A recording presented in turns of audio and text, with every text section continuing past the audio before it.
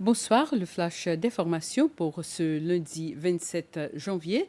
Le ministère de la Pêche et le Fonds des pensions ont fait une annonce conjointe relative au programme de pension en faveur des pêcheurs artisanaux.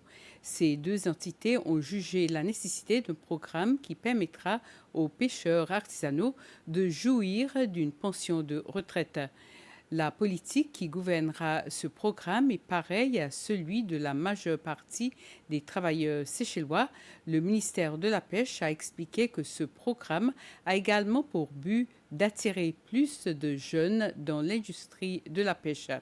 Le Fonds des pensions, pour sa part, a annoncé avoir déjà enregistré environ 120 pêcheurs qui payent leur contribution volontaire depuis 3 ou 4 années au titre d'un programme du système de protection établi pour différents groupes de travailleurs. Depuis hier, les Seychellois et les visiteurs ont de nouveau accès au site culturel de Venstown à Sans Souci. Lors d'une cérémonie tenue hier, le président Waverlum Callaghan a officiellement rouvert le kiosque après environ 3 semaines de travaux. Le site a été embelli. Parmi les modifications apportées, le toit, qui était auparavant en tôle, a été remplacé par un toit en bois couvert de feuilles de latanien synthétique.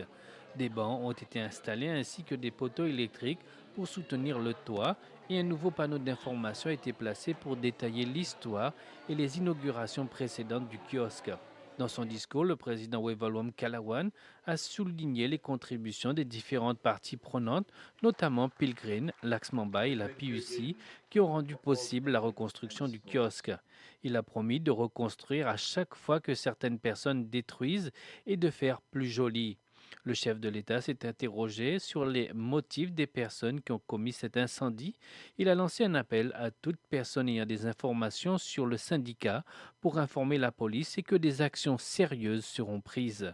David André, le secrétaire général de l'Institut national pour la culture, le patrimoine et les arts, a souligné que la préservation du patrimoine du pays est une responsabilité collective. La célébration du 76e anniversaire de la République d'Inde s'est tenue hier soir lors d'une réception organisée au Kempinski Resort. L'événement a réuni la diaspora indienne et des invités de marque dans le cadre d'une cérémonie commémorative marquant l'adoption de la Constitution de l'Inde, entrée en vigueur le 26 janvier 1950. La soirée a été marquée par la présence du ministre principal, Jean-François Ferrari, ainsi que d'autres ministres et personnalités influentes du pays. Dans son allocution, Karti Pandey, ambassadeur de l'Inde, a mis en lumière la contribution significative de son pays aux Seychelles.